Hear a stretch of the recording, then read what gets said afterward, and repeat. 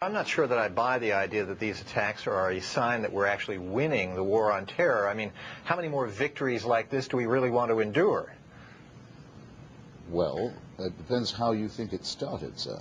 I mean, these movements had taken over Afghanistan, had very nearly taken over Algeria in an extremely bloody war, which actually was eventually won by Algerian society. They had sent death squads to try and kill my friend Salman Rushdie for the offense of writing a novel in England. They had sent death squads to Austria and Germany, the Iranians had, for example, to try and kill Kurdish Muslim leaders there.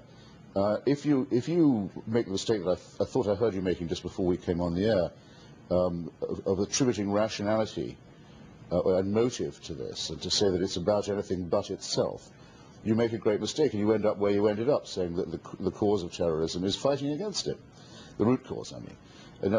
You even said, extraordinarily to me, that there was no terrorist problem in Iraq before 2003. Do you know nothing about the subject at all? Do you wonder how Mr. Zarqawi got there under the rule of Saddam Hussein? Have you ever heard of Abu Nidal? Have you ever heard of Abu Nidal, the most wanted man in the world, who was sheltered in Baghdad? The man who pushed Leon Klinghoffer off the boat was sheltered by Saddam Hussein. The man who blew up the World Trade Center in 1993 was sheltered by Saddam Hussein. And you have the nerve to say that terrorism is caused by resisting it and by deposing governments that endorse it.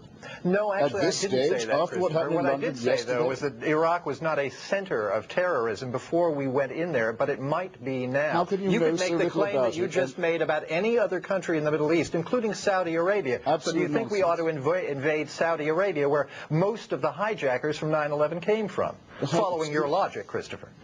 No, excuse me. The hijackers may have been Saudi and Yemeni, but they were not envoys of the Saudi Arabian government, even when you've said the worst. Zarqawi is not an envoy of Saddam Hussein, either. Excuse me, when I went to interview Abu Nidal, then the most wanted terrorist in the world in Baghdad, he was operating out of an Iraqi government office. He was an arm of the Iraqi state, while being the most wanted man in the world.